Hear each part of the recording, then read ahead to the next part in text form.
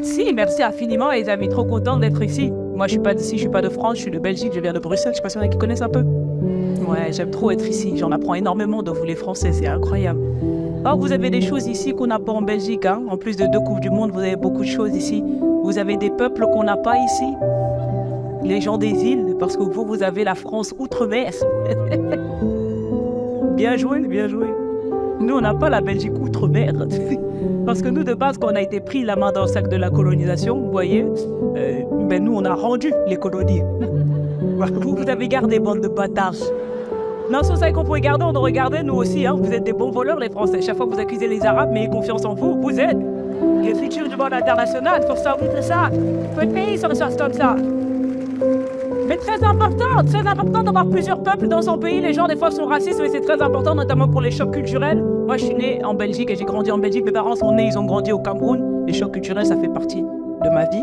Et ça fait partie de la vie de tous les enfants de la diaspora. Notre vie, concrètement, c'est quoi? C'est nous, on a des problèmes européens, nos parents n'ont que des solutions africaines. Des fois, ils savent même pas quoi faire de nous. Problème typiquement européen, par exemple, la fugue. Tu fais ce que tu veux en Afrique, les enfants n'ont pas tendance à fuguer de leur maison. D'ailleurs, mes parents, mon père en particulier, il a jamais compris comment tu peux être logé, nourri, blanchi dans une maison et t'as envie de partir. Tout ça pourquoi? Parce qu'on t'a giflé, mais profite du chauffage. Est-ce que tu comprends un peu comment ça fonctionne? Un jour, je vais dire à mon père, papa, je vais fuguer. Il a fait, c'était un très beau projet. Tu sais quoi, ma chérie, la prochaine fois, fais-moi la surprise. Je veux me réveiller et que tu sois plus là parce que tu me coûtes cher. Fais ça la vérité. Rien. Mais je vous respecte. Je respecte les Français, c'est eux qui nous respectent pas, je suis sûre. Même mes collègues, ils me respectent pas. Quand je montais sur scène à Paris, ils rigolaient. Ils étaient là, elle va pas y arriver. Le public parisien va la traumatiser. C'est faux. Moi, j'ai joué en Afrique, plus rien peut me traumatiser. Bon, ils pensent qu'ils sont compliqués, allez jouer en Afrique 2 minutes. Tu sais, le public africain, il est pas comme vous. Vous êtes géniaux. Même quand la blague, c'est de la merde, vous rigolez. Parce que vous voyez la blague de merde, mais vous voyez surtout notre ego se décomposer quand on l'a dit. Et ça, c'est bienveillant en Afrique. Ils ont payé, t'as intérêt à être drôle, hein? Non, je te jure, moi je suis allée à Dakar au Sénégal, j'ai un ami passe avant moi, nul à chier. Jamais vu ça de ma vie, je suis dans le public, je fais comme vous, je fais... C'est de la merde que t'es en train de faire. Le public africain, il a dit non, Yanga, il s'est levé, il lui a dit, c'est ça que tu appelles la comédie? Et vous savez c'est quoi le pire, c'est que tout le monde a rigolé à ce commentaire-là. Dans ma tête, c'est ok, l'humour en Afrique, c'est du harcèlement moral. Au Québec, il y a du racisme, mais c'est du racisme un peu nouveau. Il y a moins d'immigration là-bas, c'est nouveau, donc le racisme, c'est un racisme amateur, c'est pas un racisme professionnel. Tu sais, t'entends des phrases de teubé là-bas, genre, ouais, retourner au Mexique faire le ramadan. San Juicy. Ok, nice try. Bah, les animaux, je le dis, haut et fort. Voilà. C'est quoi, ça va? Je vais pas me faire comme la dame à Montréal, il y a 2 jours, j'ai joué à Montréal. Une dame s'est énervée, elle s'est levée. Monsieur Malais, si vous n'aimez pas les animaux, vous n'aimez pas les êtres humains. Je dis, madame, les êtres humains et les animaux, c'est pas la même chose. Et si c'était la même chose, on aurait déjà entendu des phrases du genre ma sœur attend d'être triplée, est-ce que quelqu'un en veut un?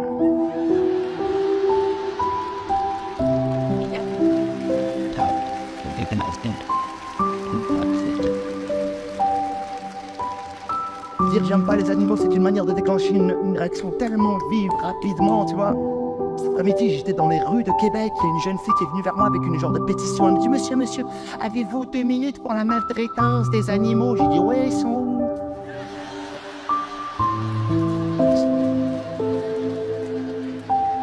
Le pire, les amis, qui veut vous dire, au moins, ce sont les poissons. Le pire, l'espèce la plus conne, naïve, idiote, le poisson. Le poisson, ça fait des années que la pêche existe et il n'y a pas un poisson au monde qui s'est aperçu du petit coup de l'hameçon avec le ver de terre. Putain, ils sont cons. Je sais ce que vous allez me dire. Ouais, les gars, tu veux qu'ils s'en aperçoivent puisqu'ils sont morts, ils ne peuvent pas s'avertir les uns les autres? Oui, ils peuvent. Mbappé, il a signé un contrat au PSG sur 3 ans, il va toucher 600 millions d'euros. Je répète. Parce que là, vous faites Zarma, l'information, elle est normale. Sur 3 ans, il va toucher 600 millions d'euros. Maintenant que vous avez cette information en tête, mettez-vous à la place du papa d'Mbappé. Comment il doit bien dormir la nuit, ce bâtard. Et le père de Mbappé, il doit passer des nuits exquises, l'enfoiré, en fait. En fait, c'est quoi, le père d'Mbappé, en vrai, il dort plus. Il roupille. Pardonnez-moi, mais le père de Mbappé, il sait que dans ces couilles-là, il a de l'or, le bâtard, frère. Si moi j'avais des couilles pareilles, je marche avec 2 coquilles, je les protège, personne ne s'approche de mes couilles, faudrait de Il y a 2 types de sports, sport de pauvres et sport de riches. Comment les distinguer?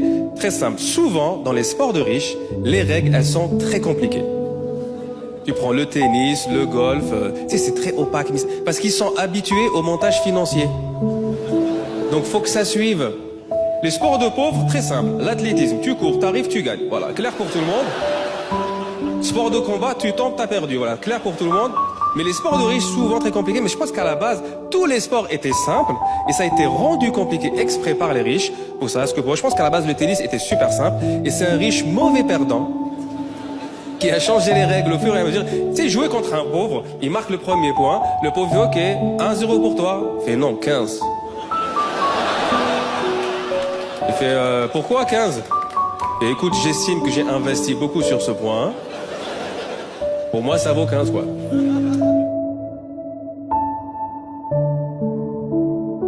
Moi, j'ai un petit frère, il est né, j'avais 1 an et demi, ok, je suis l'aîné. Était-il nécessaire?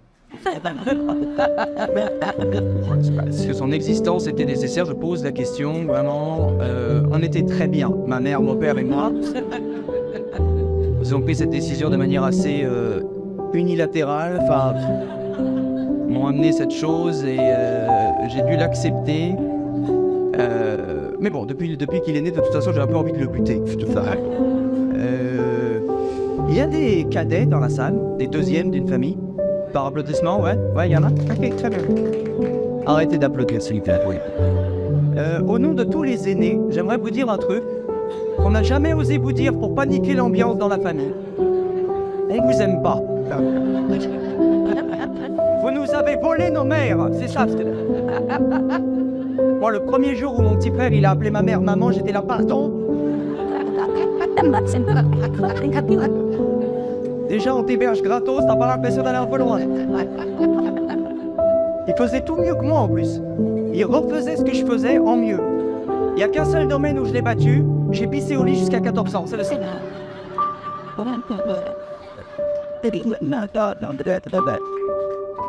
Et récemment, j'étais chez l'ophtalmo et vraiment, j'ai réalisé que j'avais vieilli. Il me fait le test de vue et pendant que je fais le test de vue, il me parle, mais il s'éloigne de moi et il me dit « Monsieur Albalais, ce qu'on doit faire, c'est... » Et je réalise en même temps que j'entends moins bien. Il me dit « Je vais vous envoyer chez un confrère pour l'audition, c'est pas un problème. Dites-moi plutôt depuis combien de temps vous ne voyez plus de près. » Je lui dis « Je sais pas, j'ai oublié. » Il m'a dit « Ça, c'est un autre confrère. » J'ai commencé à flipper. On a tous fait ce test de vue, vous le connaissez, non? Il te montre des lettres, hein? Bon, tu les connais, tu les dis. Quand tu les connais pas, tu dois les dire, hein? Tu ne connais pas. Comme ça, il adapte. Mais nous, pour des raisons qui m'échappent, on ne veut pas lui dire qu'on les connaît pas. On est là, on insiste, c'est une question de fierté. Vous savez que c'est un examen, on va avoir des notes, on ne veut pas lâcher l'affaire. Voilà, on passe à la forme interrogative. Si on fait M. Et on négocie avec lui, M. Oh, à un moment donné, il montrait des trucs et je comprenais rien. Je savais plus si c'était un V, un 13, un U, un 7, un R. Oh là là, je lui ai dit au hasard, je savais pas quoi dire. Il m'a dit j'entends pas. Je lui ai dit allez voir votre confrère. Moi j'ai un petit frère, il est né, j'avais 1 an et demi, ok, je suis l'aîné. Était-il nécessaire? Est-ce que son existence était nécessaire? Je pose la question, vraiment. On était très bien, ma mère, mon père et moi. Ils ont pris cette décision de manière assez unilatérale, enfin, m'ont amené cette chose et j'ai dû l'accepter. Mais bon, depuis qu'il est né, de toute façon, j'ai un peu envie de le buter. Il y a des cadets dans la salle, des deuxièmes d'une famille. Par applaudissement, ouais, il y en a. Ok, très bien. Arrêtez d'applaudir, s'il vous plaît. Au nom de tous les aînés, j'aimerais vous dire un truc qu'on n'a jamais osé vous dire pour paniquer l'ambiance dans la famille. On vous aime pas. Vous nous avez volé nos mères, c'est ça. Moi, le premier jour où mon petit frère, il a appelé ma mère maman, j'étais là, pardon. Déjà, on t'héberge gratos, t'as pas l'impression d'aller un peu loin. Il faisait tout mieux que moi en plus. Il refaisait ce que je faisais en mieux. Il n'y a qu'un seul domaine où je l'ai battu, j'ai pissé au lit jusqu'à 14 ans. C'est le seul.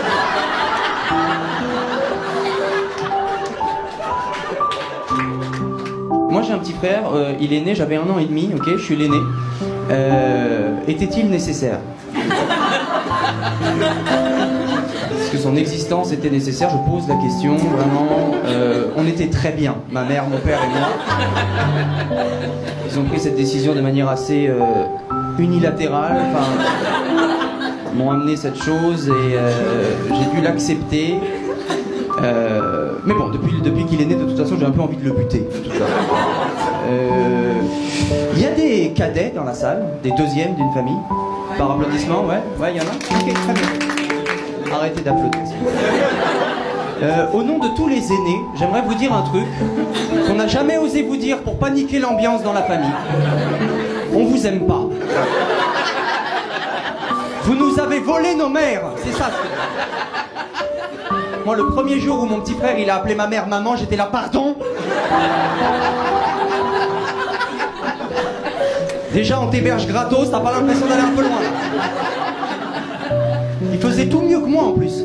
Il refaisait ce que je faisais en mieux. Il y a qu'un seul domaine où je l'ai battu, j'ai pissé au lit jusqu'à 14 ans. C'est le seul.